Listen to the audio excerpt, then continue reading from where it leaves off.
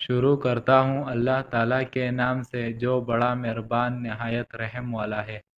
حضرت ابو ہریرہ رضی اللہ تعالیٰ عنہ سے مروی ہے، رسول اللہ صلی اللہ علیہ وآلہ وسلم نے فرمایا، بنی اسرائیل میں سے ایک آدمی نے کہا، میں آج ضرور صدقہ کروں گا۔ وہ رات کے وقت اپنا صدقہ لے کر نکلا اور جا کر ایک چور کے ہاتھ میں رکھ دیا، تو صبح لوگ یہ کہنے لگ گئے کہ چور پر صدقہ کیا گیا۔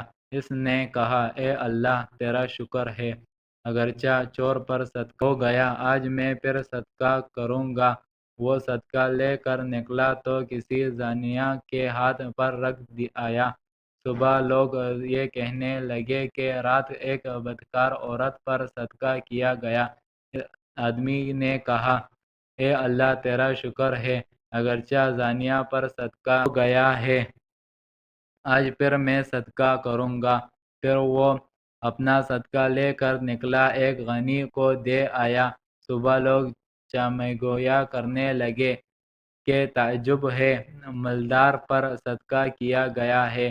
وہ شخص کہنے لگا، اے اللہ تیرا شکر ہے، عجیب بات ہے، کبھی بدکار عورت پر صدقہ ہو جاتا ہے، کبھی چور پر اور کبھی مالدار پر۔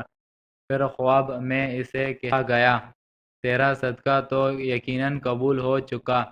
رہی زانیہ یعنی اس پر کیا ہوا صدقہ، تو وہ اس لیے قبول ہے کہ شاید اس صدقے کی وجہ سے وہ بدکاری سے باز آ جائے، اور چور شاید وہ اس صدقے کی وجہ سے چوری کرنے سے باز آ جائے، اور مالدار شاید وہ نصیحت حاصل کرے اور اللہ تعالیٰ کے دیے ہوئے مال میں خرچ کرنے لگے۔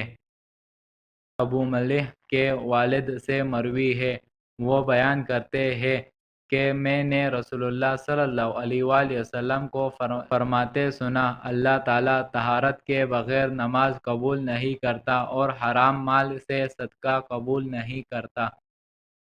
حضرت ابو ہریرہ رضی اللہ تعالیٰ عنہ سے منقول ہے، رسول اللہ صلی اللہ علیہ وآلہ وسلم نے فرمایا، جب بھی کوئی شخص حلال مال سے صدقہ کرتا ہے اور اللہ تعالیٰ قبول بھی حلال مال ہی فرماتا ہے، تو اللہ تعالیٰ اسے اپنے دائیں ہاتھ میں وصول کرتا ہے، اگرچہ وہ صدقہ ایک کھجور ہی ہو۔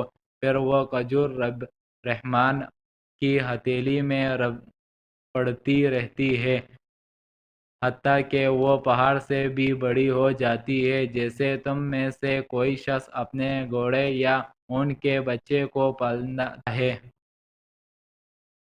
اللہ تعالیٰ ان احادیثوں پر ہمیں عمل کرنے کی توفیق عطا فرمائے، آمین۔